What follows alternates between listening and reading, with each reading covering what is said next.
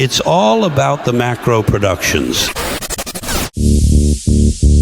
What does the goddamn line say, Tony? Please do not use gendered language. Then what? I'll be arrested, put in airport jail? Look, you're going completely sideways, man. It's a big club, and you ain't in it. How dare you? Mr. Speaker, the President of the United States. I'm Chris Hansen with Dave on NBC. Jack Marius Tack-Theratrix. Hi, I'm Spartacus. Jackson, Sacramento, he, him. Steven Seagal. Sex offender guy. I'm Keith Morris. This is Muammar Gaddafi. I'm Rick James, bitch. Sorting through the lies. The hijacker's passport was found blocks from the World Trade Center crash site, if you can believe that. We cannot track $2.3 trillion in transactions. And uncovering the centuries-long plan for world domination. Learning about Cuba, having some food. Let's talk about Chinese people. Have you ever been in a Turkish prison? Swangles and Fort Lauderdale? I have sent 6 of my Libyan missiles to blow up the Sears hardware department. Nothing could be more fun than jumping off a cliff with 2 German bisexuals. Oh, you English are so superior, aren't you? Thank you, comrade. And now, macroaggressions. That's what assholes call it. With your host, Buddy, I don't know who you are, but you're about to get chlamydia. Charlie Robinson. Hey, Whitey, where's your hat? You want to drop the blame on Charlie and say it's all Charlie's fault. He was a retard. I get some goddamn diuretic.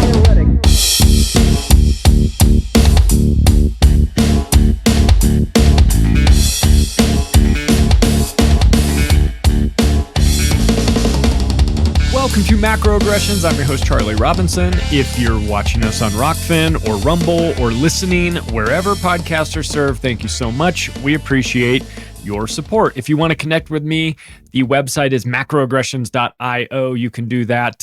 Hey, listen, the new audiobook for The Octopus of Global Control is available. You can get that on Audible, iTunes, Amazon, Spotify, and wherever they sell audiobooks, I guess. It gets syndicated out everywhere. So check it out. 23 hours. It's well worth your money.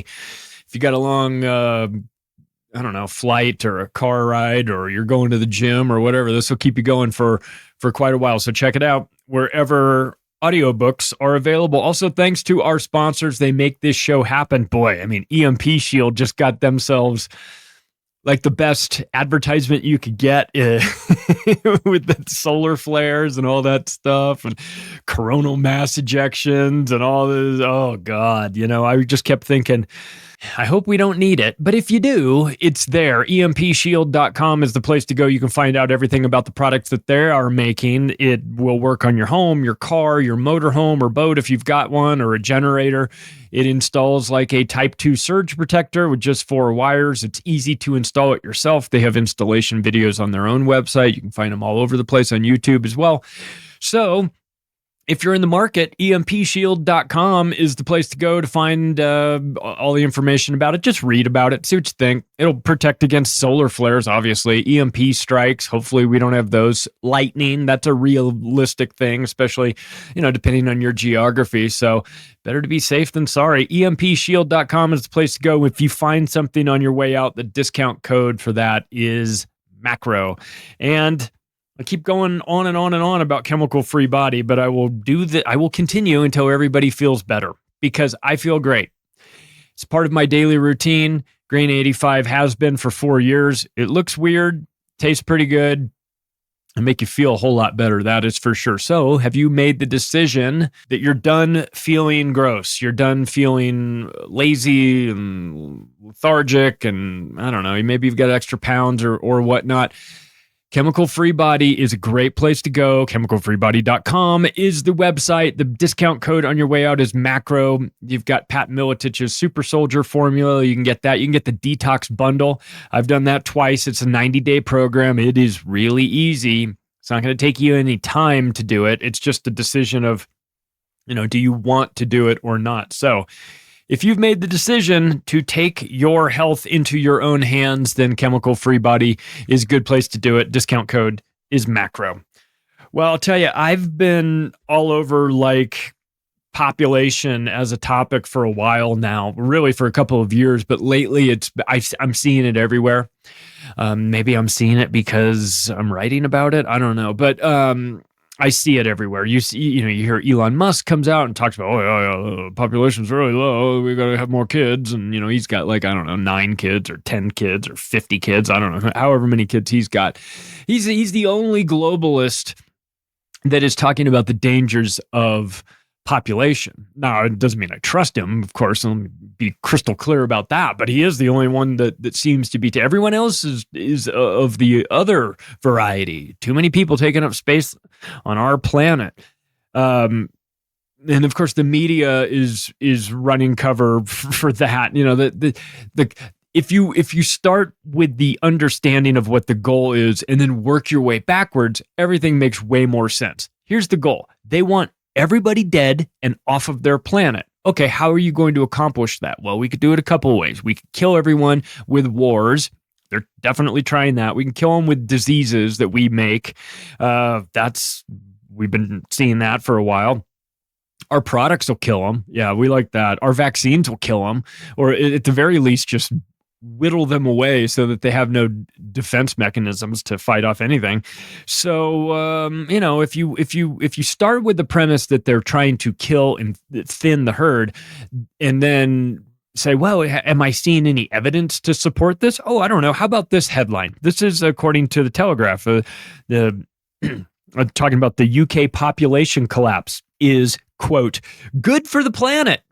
Good for the planet is what they say. Hey, listen, the population collapse is good for the planet.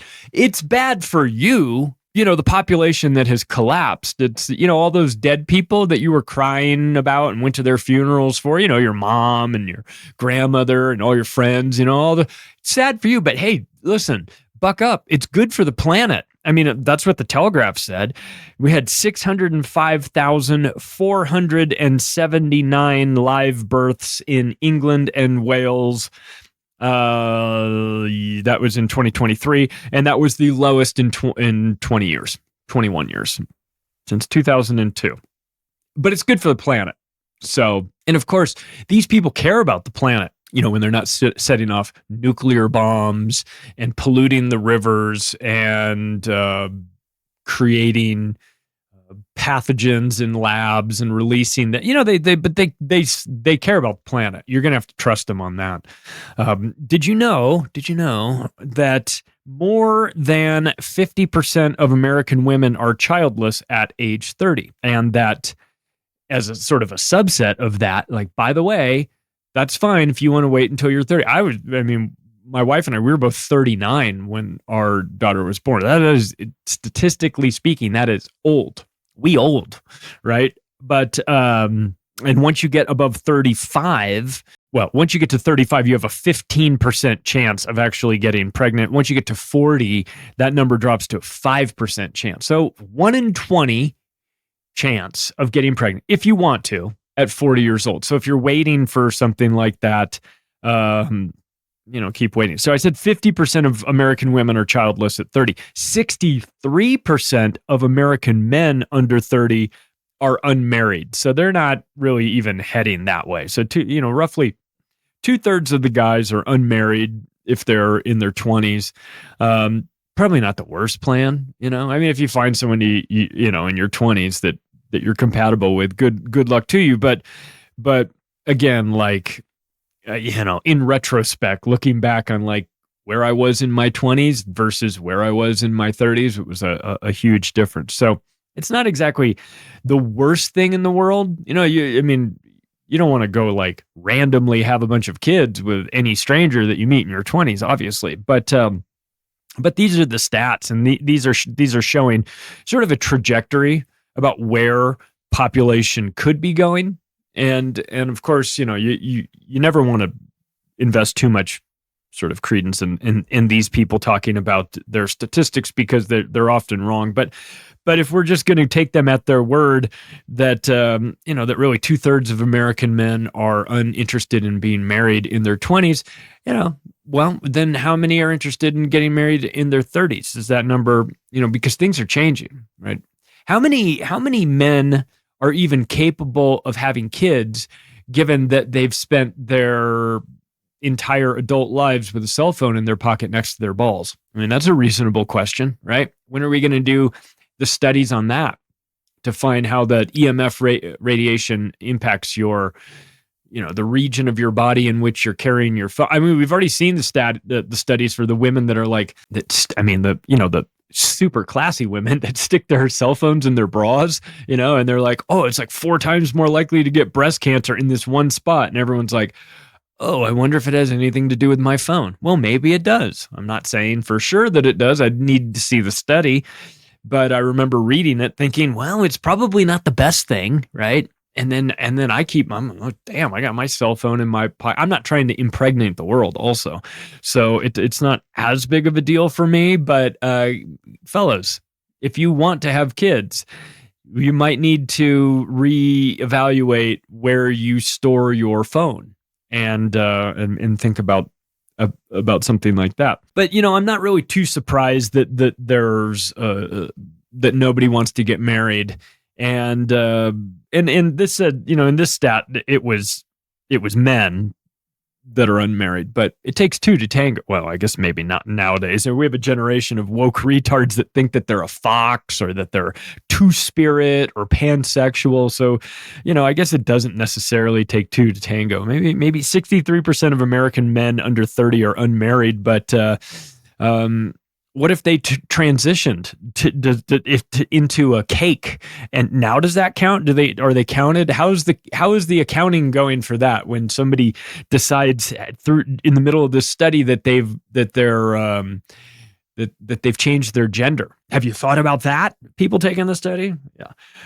Listen, regardless of what these people think that they are, whether they think that they're a furry or they think that they're two-spirit, which is it's a gender that doesn't actually exist, but and I know that because I talked to Lindsay Sharman, who taught on an Indian reservation, and they said, oh yeah, two-spirit is what the Native Americans call transgenderism. She's like, no, they don't.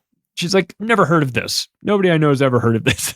They're making stuff up. And Sorry. Haven't the Indians suffered enough? We have to make up genders that they're transitioning to when they're really not. For God's sake, we put them in reservations and introduce them to vodka. We've done enough already. But listen, I mean, regardless of what these people think they are or who they think they are or what they think they are, the one thing that they are not doing is they are not having kids. They're not reproducing. And frankly, this might not be the worst thing for the gene pool, but it isn't the best if you're trying to maintain population levels at a certain rate. And part of it has to do with this. There's also this belief that, well, when we think about having kids, it's always in the future. It's not something you have to consider today. They always talk about it like, well, at some point I will. Once I make senior vice president, then I will. Once I get, once we own a house, then I will. Once we get out of this crummy apartment where we don't have enough room, then I will. Once my wife gets, once this, once that, once all these all this criteria out in the future. But it's always in the future. It reminds me of Obama's campaign. Remember when he ran on a campaign of hope, everybody, hope. And you go, I remember people saying, God, what a dumb campaign. I said, no. This is actually the most genius campaign ever, because hope is always in the future and you never have to deliver on it. As long as you have hope, then it's going to happen later.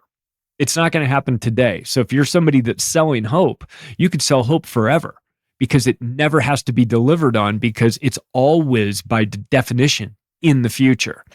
And this generation now, and of course I'm generalizing, please understand that, but the generation that says, listen, I'm not my parents' generation, I'm not my grandparents' generation. And I understand times were different and people maybe worked on the farms and they needed more help. And there's a lot of things that go into that. But still, the idea of like having kids in your 20s, that's not happening. having kids in your 30s. Now that's not happening. And one of the things I want to get into this in this episode is how the corporations are playing into this, because they're definitely feeding this narrative. They are conspiring with the people that they employ in order to push that date of having kids as far off into the future as humanly possible. And of course, I'm talking about the perks that these tech companies give their employees to freeze their eggs. Now, if you work for one of these major brands, you might have heard about this through your HR departments. You might have been informed that there are options for you if you are so inclined. But for women that think that they want to hold out until they make senior vice president, then there's options for them. You can take your eggs and you can freeze them. And if you do that, you can then theoretically, I mean, I guess scientifically too, but I mean, you could then go have kids later when you're not focused on your career. Now, whether or not you actually do that, or it actually winds up working with your calendar, or these eggs are viable, all that stuff is to be determined, of course. I mean, it's a huge gray area, but you're not going to be able to blame these employers for not giving you the option. See, here's their line of thinking. We've got these great employees and we need to retain them. We also need them to not go out of work for like months at a time. It would really, really help if the ladies that we have employed here don't just up and vanish for 6 months out of the year, and go, oh, well, got pregnant and here's this thing and I got maternity leave and I'm out and there's nothing you can do about that. So the corporations have started financing family, they call it family planning, right? What they really want you to do is kick the proverbial can or the egg down the road and wait it out. And wait for a while. Maybe things will change. Maybe you'll never want to have kids, whatever. But we need you here on the, at the factory, at the Google factory or the Apple corporate headquarters or wherever. We need you doing your job, which is the reason why Apple will offer you up to $20,000 for egg freezing. Did you know that? Have you explored this? Because I have. I went down the egg freezing rabbit hole. It's a weird one. And it's everywhere. It is surprisingly normal in the Bay Area. Now, most of these, listen, a case can be made that most of these women can freeze their eggs for as long as they'd like. You know what I mean? If you still think that you're pansexual and you're freezing your eggs, I can't help you here. Maybe you'll work through it. Maybe it's a phase you're going through. Maybe you'll get into your 30s and go, what in the fuck was I talking about with all this two-spirit, non-binary shit that I was pushing? Yeah, I do want to have kids. Good thing I say I froze my eggs. Well, Facebook will also give you up to $20,000 to use towards your egg freezing. Google, in what apparently is an egg freezing arms race, has decided to up that to $75,000. I mean, if that's the decision, you're like, I've got these great offers. I got a great offer from Apple and I got a great offer from Google. I'm gonna go Google. They're about 55,000 higher on the egg freezing. And you know how I love to freeze my eggs all the time.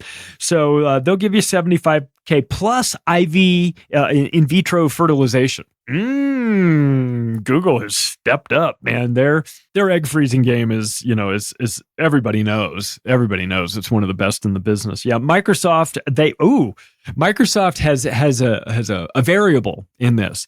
They have egg/sperm freezing up to $50,000. So what if you have both eggs and sperm? I'm just kidding. Everybody knows that those people are unemployed and shooting fentanyl in the Tenderloin down in San Francisco. So Microsoft will give you up to $50,000 for your egg and sperm freezing. To be fair, this is the only one that I found that offers sperm freezing. I wonder what the sperm looks like from the guys working at Microsoft. I'm just saying, it's probably not the best. It's all filled with Mountain Dew and God, I don't know, Marvel comics. Spotify Spotify, listen, if you're having a hard time attracting top talent, you might want to consider improving your egg freezing. $10,000? That's it? Shit, man. That's not a ton. I mean, even Starbucks is offering, they've left it a little bit more amorphous. They're just calling it fertility services, which I assume means getting your husband pregnant at Starbucks so that he can get a job working there, serving you lattes all day. $25,000 towards fertility services plus $10,000 for prescription drugs. You're going to need them. Trying to keep that shit together. Walmart also offers $20,000 for fertility services. I mean, look, okay, so I shit all over. I mean, I suppose it's better than a lifetime free pass to Planned Parenthood, right? I mean, these are groups that are looking to, maybe allow people to reproduce at a later time, at a time that is more fitting for them. So I guess if I'm shitting all over the depopulation people, that I have to sort of recognize that at least these corporations are trying. I don't think they're trying very hard, though.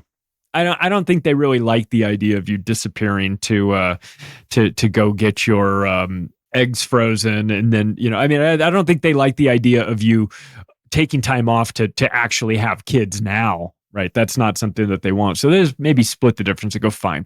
You can have kids in your 70s. Right. We'll just freeze the eggs for you. Don't worry. We've got this whole Googleplex over here. We're working on fertility. We're make it so that you can be, a 75-year-old woman and have a kid, or a 75-year-old man. As we all know, men can get pregnant. Right. And if you don't believe that, you're a bigot. Let's move on to demographics of senior citizens that are 65 and older. So this is kind of where I wound up going down some of these statistical rabbit holes on demographics. And what you find is that we've got a real aging population, of course. So when our grandparents were being born, their grandparents were dying off in like depending on where you were geographically, you weren't living a real long life. I mean, in anything like before the 1800s, the life expectancy was somewhere between 20 and 30 years, right? You weren't really expected to make it a long time. If you were some aristocrat that had access to, fancy things like food, you might live a little bit longer. And if you weren't, drinking out of the same water that you were, the stream that you were pissing in or whatever, I mean, you might not get the sort of diseases that everyone else had. But for the most part, you were lucky if you made it like past 30. That was considered a big deal. And times have changed, as we know, and people are starting to, lifespans are extending a little bit longer, and there's a variety of reasons for that. Some of it is improved sanitation, some of it is improved health, some of it is most definitely not vaccines, but they'll tell you that it's vaccines. But a lot of it just things are getting better. Medical technology is getting better. The ability to feed people is getting easier to do. I would suggest that the quality of the food is poor, way less nutritious than it was before, but food itself, PHOOD, is actually getting out to people, whether it's real or fake food, that is to be determined. But there's plenty of reasons why people are living longer. And when you take a look at some of these demographics, these statistics that I get for all the demographics are going to be brought to you courtesy of our friends over at the United Nations, which I don't like, of course, but they are the group that gets down into the weeds in terms of population because they're so focused in depopulating. So they need to know what they're working with in order to sell the narrative of how we have to thin the herd and kill off all these useless eaters. So I take their numbers at their word, not because I trust the United Nations, but because this is it at the bare minimum, these are the numbers that they are working off of. So we'll use it as our baseline. It may be a little different, it may not, I don't know. But in the end, it doesn't matter because what you can do is you can see what they believe these numbers to be and where they want to go. And we'll get into this towards the end. We'll sort of wrap this episode up talking about the low fertility industrial complex because it's a real thing. And there are groups out there that are actively trying to get those fertility numbers down as low as they can. I mean, they have no problem killing you once you're born. I mean, they extracting you for tax revenue as long as they can, and then than getting rid of you at the very, at the tail end of your life when you are worthless to them and no longer a productive member, just a drain on society. They'd love for you to go away. In an ideal situation, they'd prefer for you to not even be born in the first place. And so let's take a look at some of these numbers. In North America and Europe, this is how they grouped them.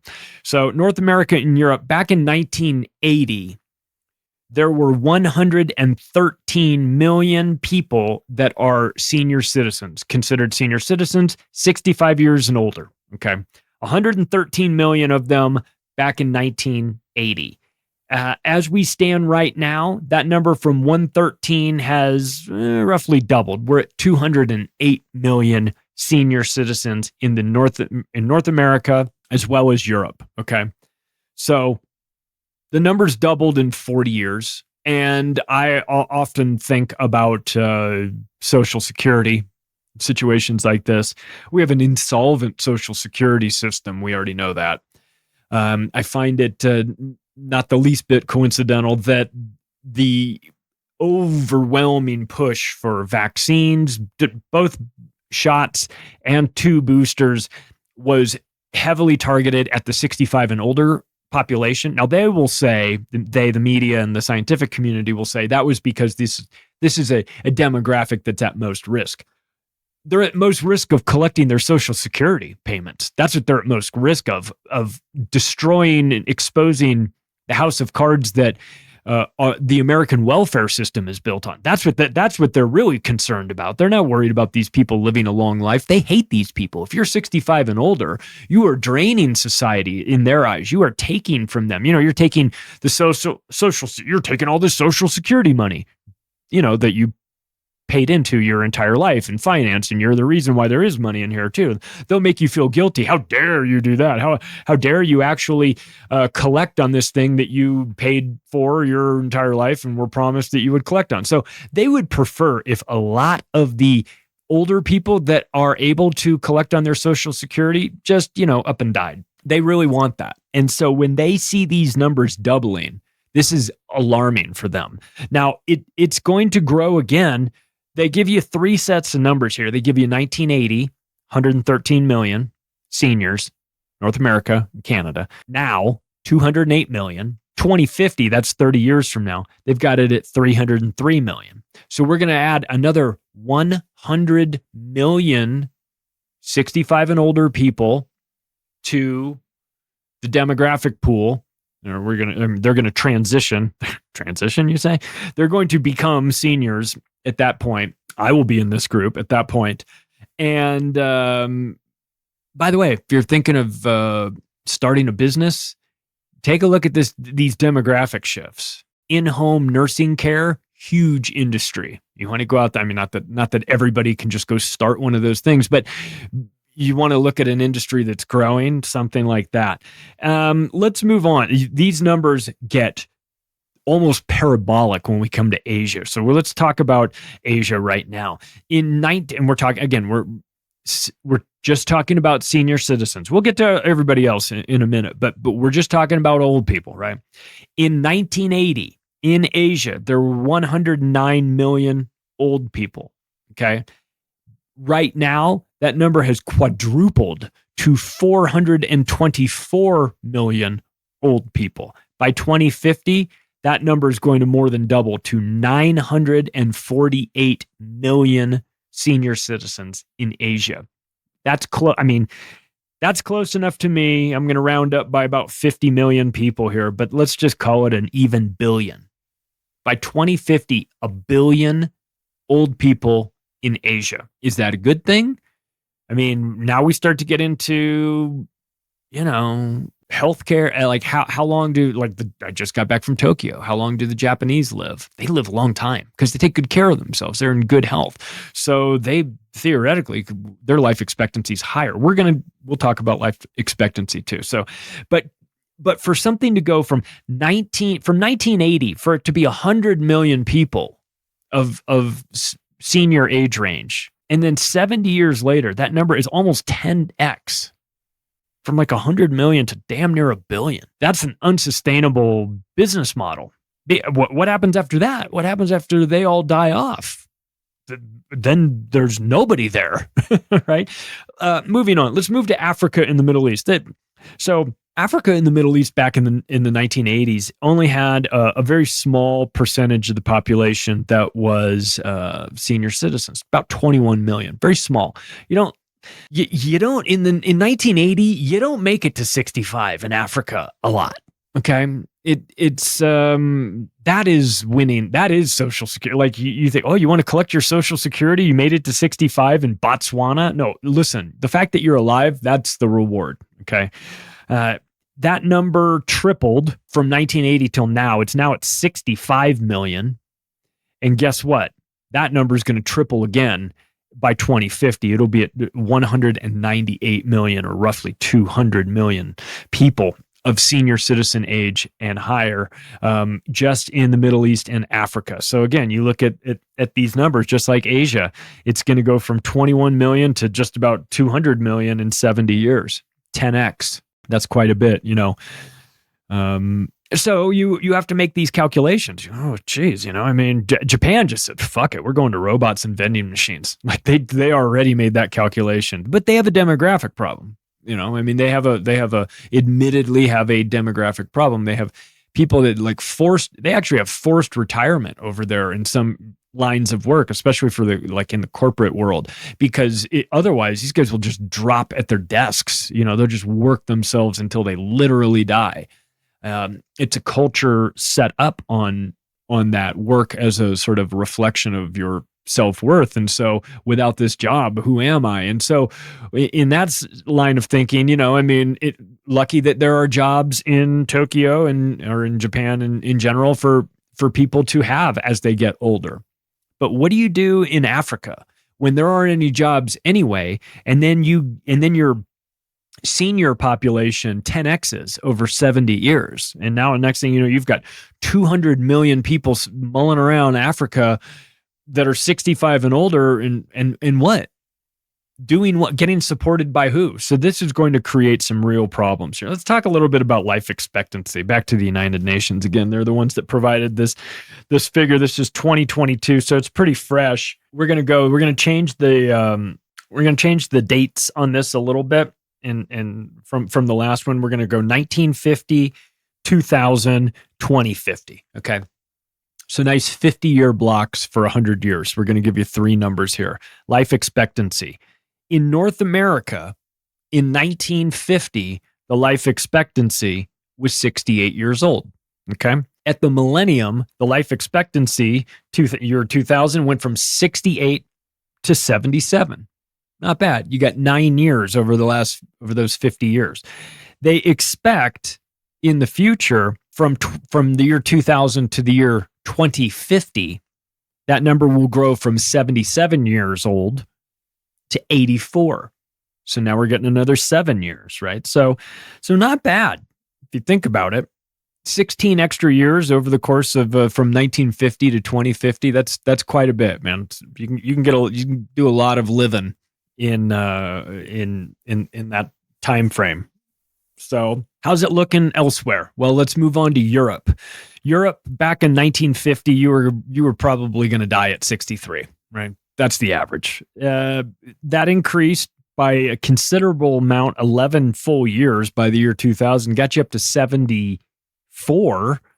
And then by 2050, you're going to get another 10 years, you'd be 84. Not bad. So according to their predictions, by the year 2050, both North America and Europe will actually have the same life expectancy, 84 years old. So congratulations.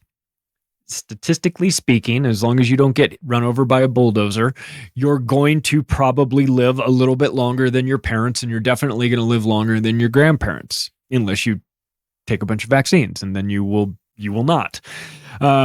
But this is sort of the trajectory that they've got us on. Okay, so again, now we're going to move to Asia, and the numbers in Asia are staggering, really. If you look at the difference over the course of 100 years makes, right? The difference between, I mean, there were entire centuries where nothing happened, in terms of life expectancy. Didn't go up, didn't go down, just kind of stayed the same. No real massive improvements. But if you lived in Asia in 1950, you were expected to live to be 42 years old. 1950. You know people that were born in 1950, right? Because it only puts it's 74 right now, right? So it's not like super old. So if you were in 1950 in Asia, the average life expectancy was 42. In 100 years from then, by 2050, that's going to almost double to 80. To go from 42, average life expectancy, 42, to go to 80, that is a tremendous improvement, right? So for the folks in Asia, you've got a lot to look forward to. But again, here's the thing. When you increase the life expectancy by almost double, that's the reason why you have these exponential rises in demographics of senior citizens. This is how you go from 109 million in 1980 to 948 million in 2050. This is how you wind up with 1 billion people that are 65 and older in the year 2050, is because in Asia, you're doubling the life expectancy. Normally these people were cooked at 42. Now they're going to live to be 80. You have to plan for that. You have to plan for that from an infrastructure standpoint, housing, transportation, monetary system, jobs, all of that. These people plan to be around a little bit longer. Let's wrap up the life expectancy with Africa. If you lived in Africa back in 1950, your life expectancy was worse than Asia. It was 38. You were a target. You were going to die of starvation. You were going to die of poor nutrition. You were going to die of malaria, of drinking water, getting eaten by a leopard, getting run over by a charging elephant. There's all kinds of things that could get you in Africa.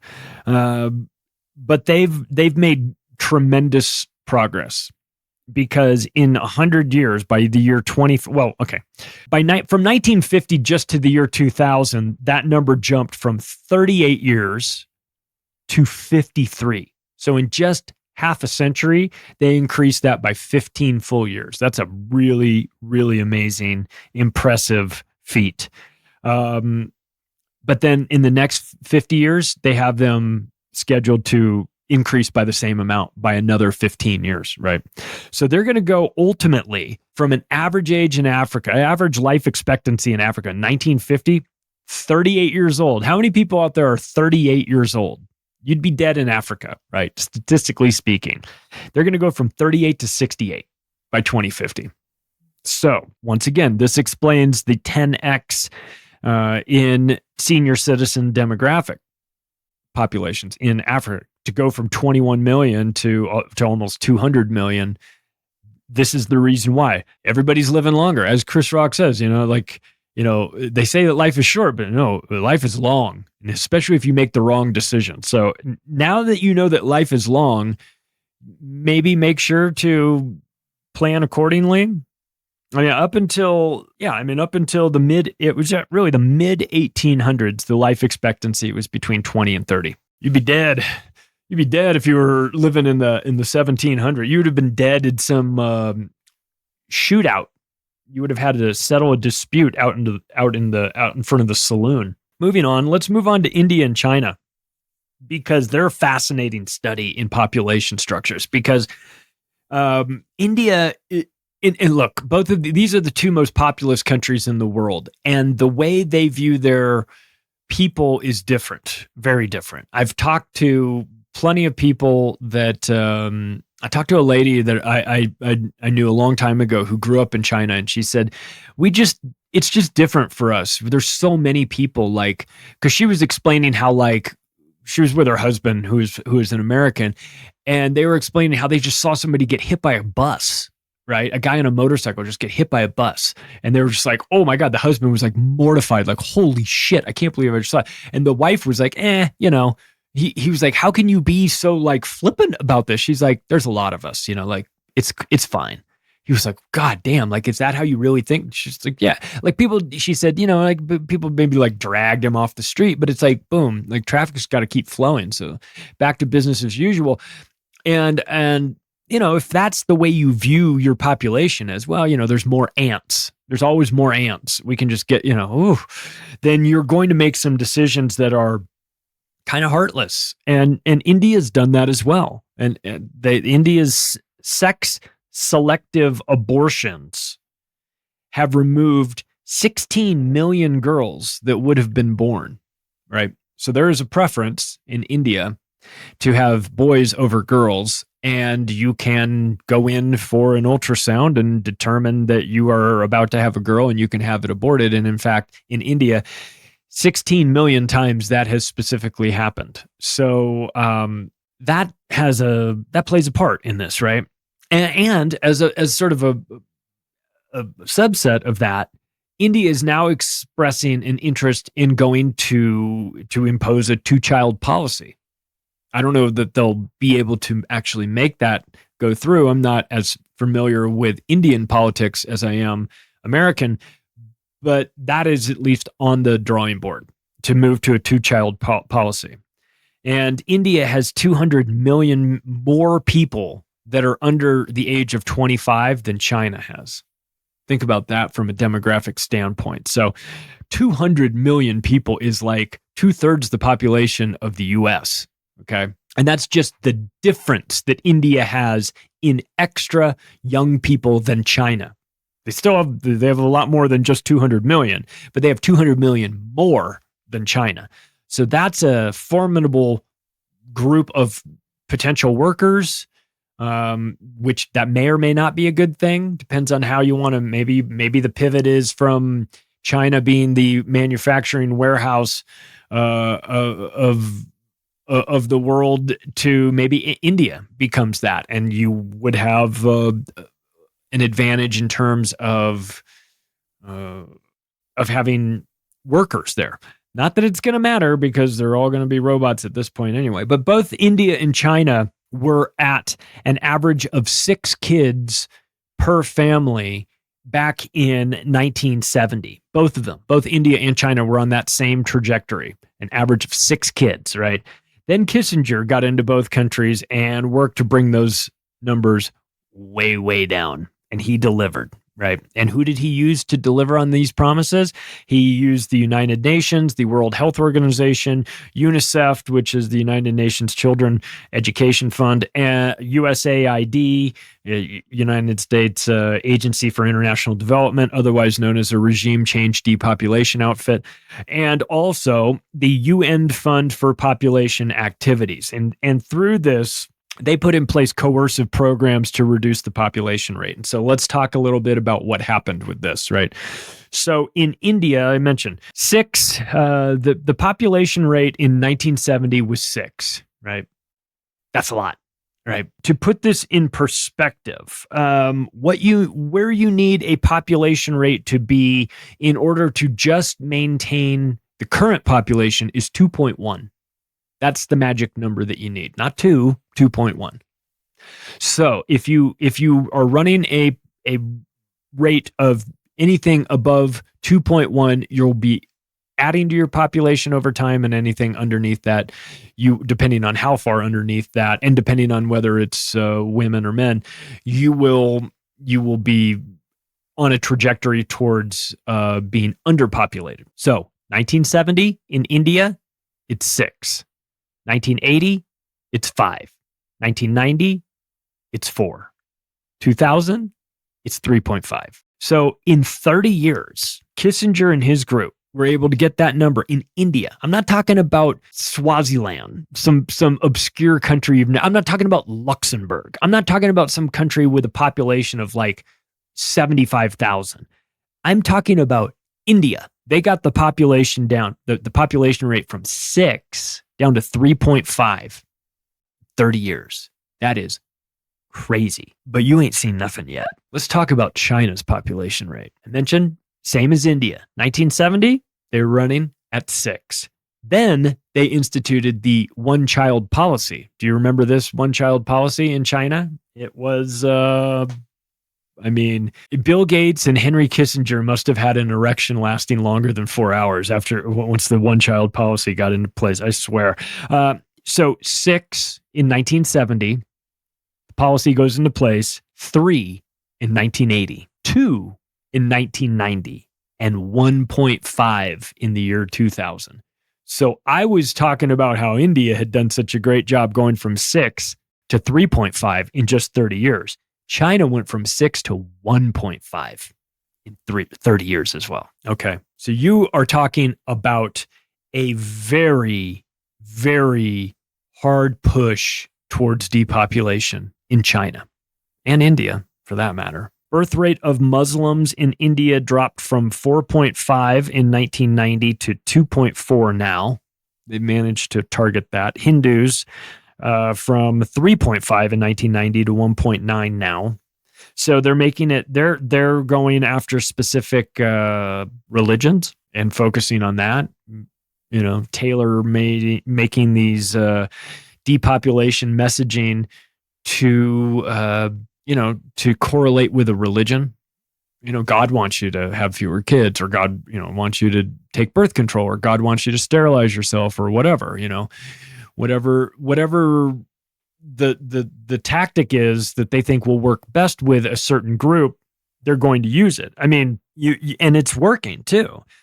You're looking at birth rates dropping from, by 2 full people in just a generation. With regard to China, to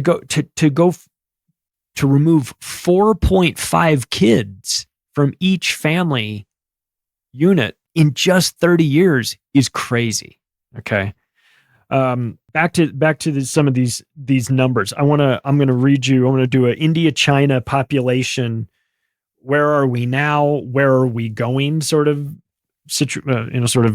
description here. The United Nations. This is from the Department of Economic and Social Affairs Population Division of the United Nations. So where we stand right now is that it is almost a tie. India has 1,429,000,000 people. China has 1,426,000,000,000 people. Okay. So 1.426 for China, 1.429 for India.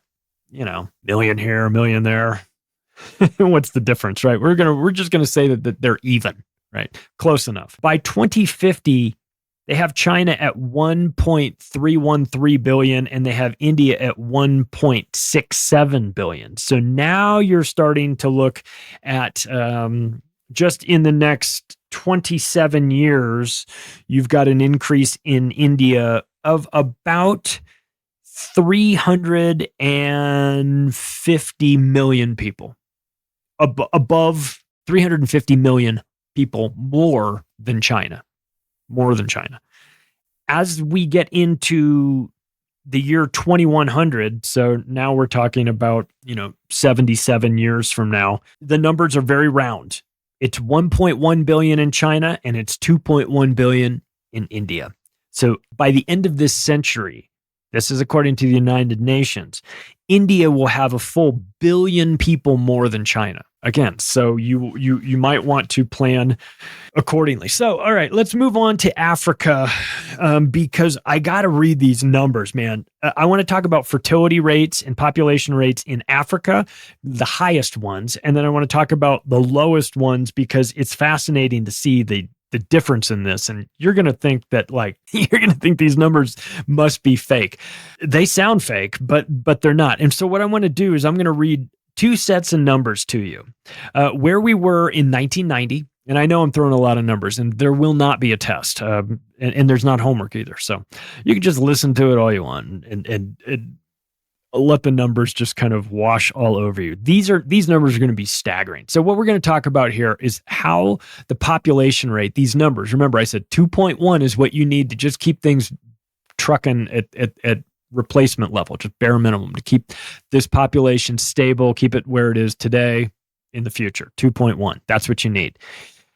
I'm going to read you numbers of where we were in 1990 and where we were in 2020. So again, 30-year window. Let's see what happens to population rates in Africa. I'm just going to mention the top 10 highest population rates in the world, but they're all in Africa. So it turns into a conversation about Africa because of that. And these are human beings. When I give you the number, when I say 2.1, that's 2.1 kids, right? So when I read these numbers off, these are kids, right? Number one in terms of highest population rate, 1990. I'm going to go back to the year I graduated high school. Niger, 7.8. 7.8. That number has, over the last 30 years, it has dropped to 6.9. Again, the numbers that they drop to are also going to be staggering, just so you know. But I want you to recognize that the Bill and Melinda Gates Foundation and Gavi and the World Health Organization and John Kerry's daughter's group and all of these people are all in Africa and have been in Africa for a very long time. We go back to that Kissinger memo from 1974 that the United States policy towards the third world should be that of depopulation, right? And now you read, and that's 74, right? And then you read these numbers and then you see the difference and you go, well, something's depopulating. I mean, something is changing these numbers, these fertility numbers by a lot, right? So we start with Niger, 7.8, drops down to 6.9. Somalia, 7.4, down to 6.4. The country of Chad, 7.2, down to 6.4. The Democratic Republic of Congo, 6.7 kids in 1990, down to 6.2, essentially now, 2020. I'm just going to say now. Mali, 7.25, down to 6. Central African Republic stayed roughly the same at 6 and 6. Angola dropped from 7.2 kids in 1990 down to 5.4. That's a huge drop. Nigeria from 6.5 to 5.3. Burundi from 7.4 kids down to 5.2. They shaved more than 2 kids off in 30 years. And Benin from 6.7 down to 5.1. I'm going to give some honorable mentions here. I'll give an honorable mention to the country of South Sudan. They went from 8.0 in 1990. 8 kids. If you lived in South Sudan, the average number of kids was 8. They went from 8 in 1990 down to 4.5 now. That's a gigantic drop. Also, an honorable mention, the country of Afghanistan, though, this may be for a variety of other reasons why this fertility rate is so low. But in 1990, they were at 7.6. You know where they are now? Who knows? They don't have an answer for you because everything is in such disarray. But they were at 7.6 in 1990. Having kids. So that's the highest fertility rates. These numbers are staggering. I don't know how I don't know 8 kids, let alone have 8 kids. You know what I mean? Like that would be a massive strain on anybody's budget, especially if you're living in the Democratic Republic of Congo or Mali or Burundi or Benin or someplace, and you're just trying to keep your shit together and keep everybody fed. Let's go to the places where they have the lowest fertility rates. I've got bad news for the people of South Korea. Your experiment is coming to an end here. You are going to be overtaken by North Korea. At some point, they're just going to walk south and conquer you. The lowest fertility rate in the world is in South Korea. It's 0.8. Again, remember, we've got to be at 2.1 to just maintain. They're at 0.8. 0.8. They don't even get a full person out of this. They're out there having half kids, 80% kids in South Korea. That would explain the boy band situation, I'm pretty sure. Hong Kong is number 2 on the list. They're at 0.9. Puerto Rico is tied with them, also at 0.9. Macau, an unusual Portuguese enclave off the coast of Hong Kong. I've been to Macau. You haven't lived until you've gone from a Vegas casino with all of the crazy insanity that's going on there into a casino in Macau where you might as well be in the fucking library. It's dead silent and everyone looks like they're going to war because it's a weird place, man. I'll just say it. Macau's at 1.1. Macau's at 1.0, Singapore's at 1.1, Malta is at 1.1, Ukraine is at 1.2 and dropping, unfortunately, for this bullshit war that we've got over there. Spain and Italy both at 1.2, and rounding off the list at 10th in the lowest fertility is actually China. They're at 1.3 now, according to this list. They have dropped so far down that, according to this, they're below replacement. So they're going to have demographic problems as well.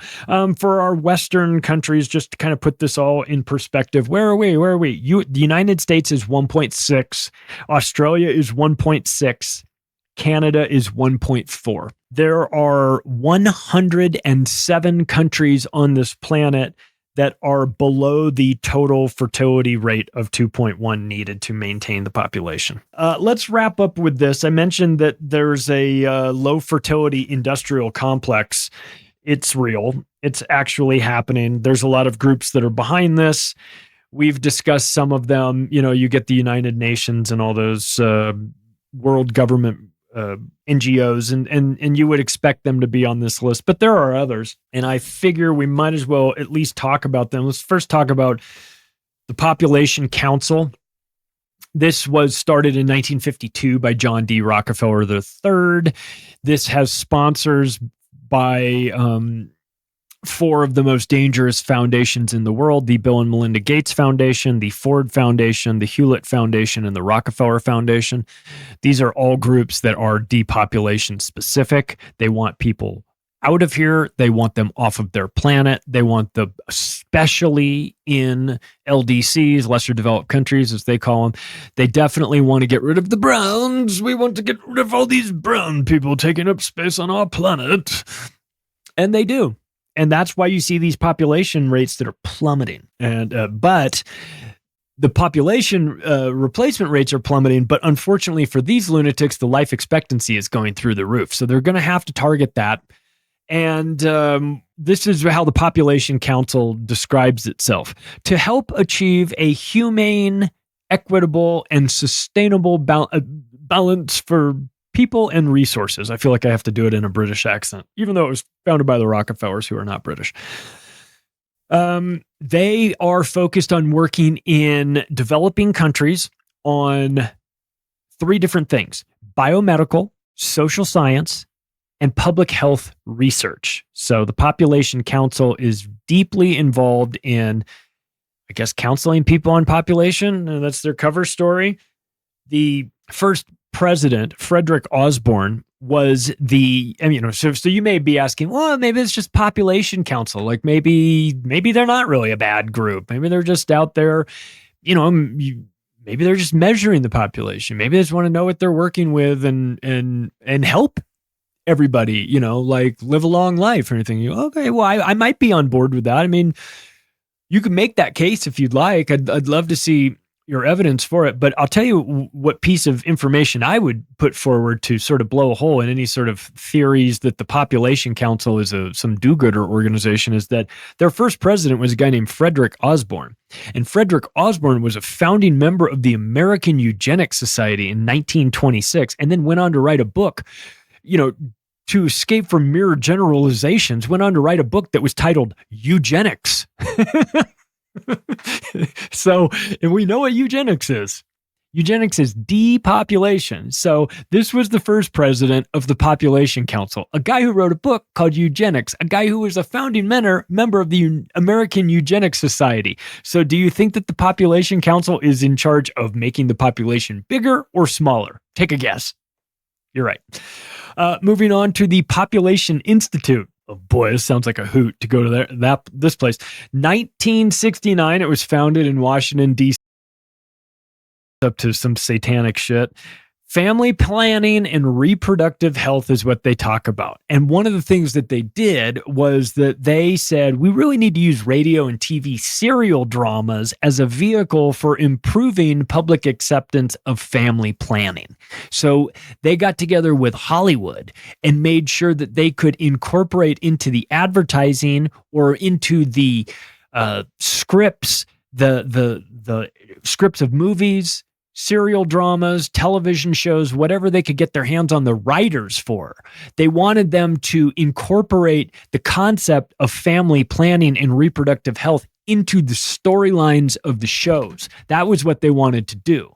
So they're very devious. They know how media works. They know how the public, loves television. This, of course, Population Institute started in 1969. So you're now starting to get into this like, oh shit, I think the TV is going to be here for a while. It's going to be here to stay, and we need to use it for the messaging to make sure that we get this information out about what's going on. And that's what the Population Institute was deeply involved in doing.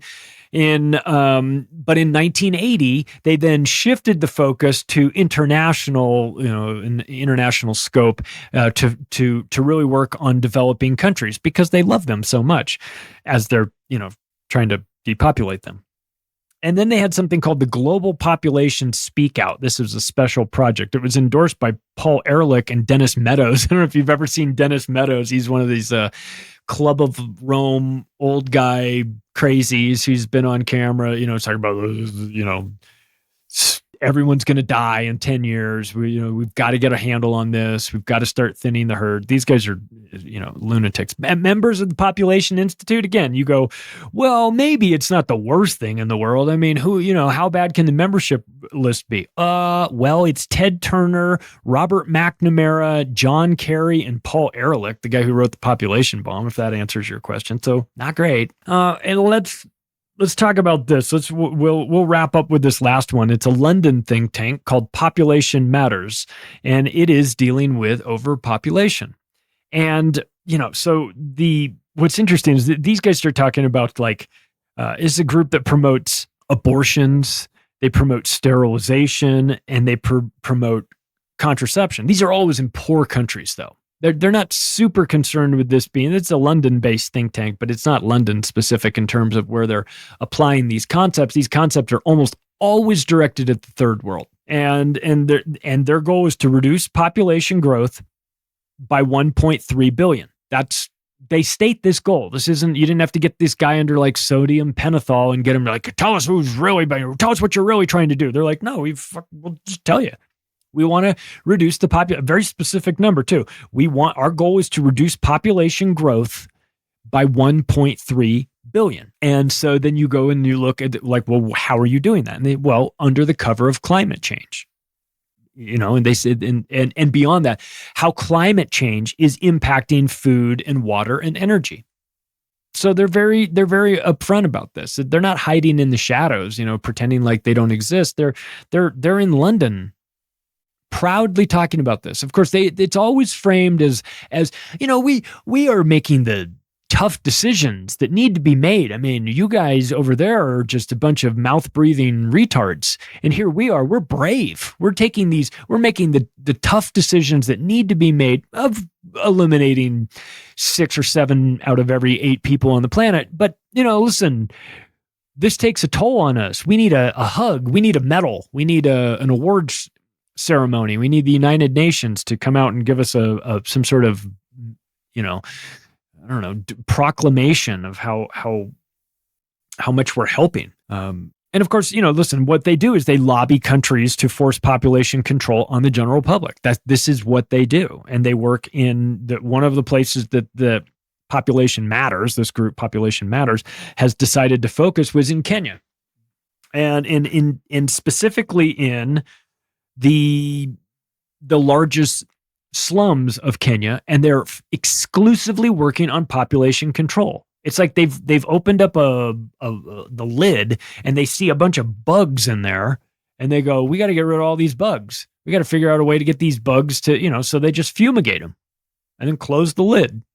That's what Population Matters is doing.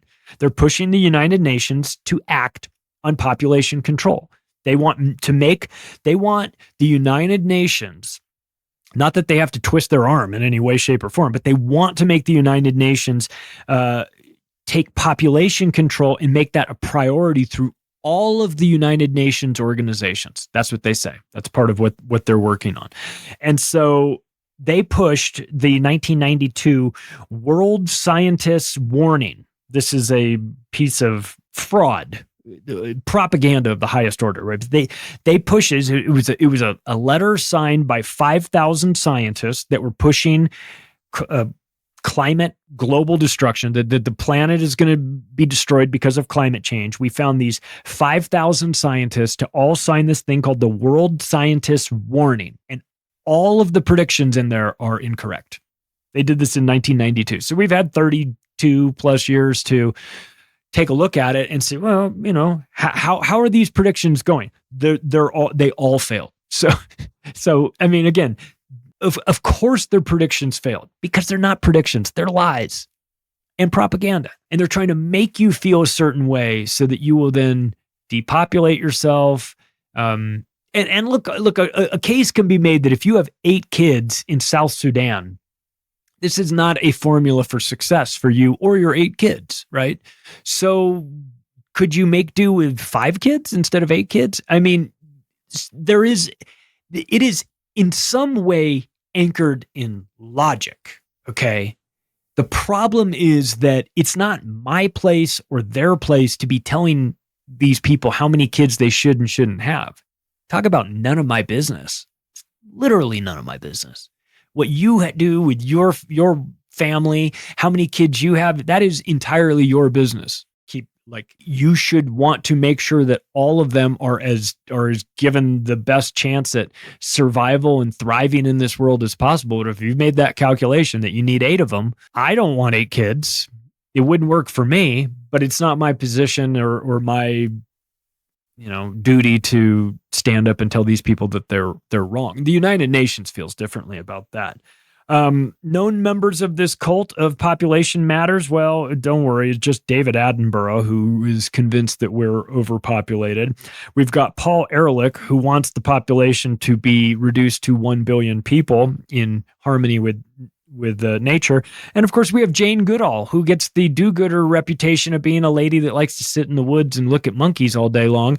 But in actuality, she's a World Economic Forum lunatic who is convinced that we are overpopulated and has never met a person that she didn't want to murder. Jane Goodall, for those of you like me that grew up going like, oh, gorillas in the mist, and it's so fascinating, and she's out there communicating and doing all this stuff, and this is amazing. She's an environmentalist. No, she's not. She's not an environmentalist at all. She's as much of an environmentalist as Prince Philip was. You know why? Because they're both part of the World Wildlife Fund. Prince Philip started it with Prince Bernhard of the Netherlands. When they're not raping children, they're starting the World Wildlife Fund. And I can say that because they're both rapists, by the way. So listen, I mean, Jane Goodall is not your friend.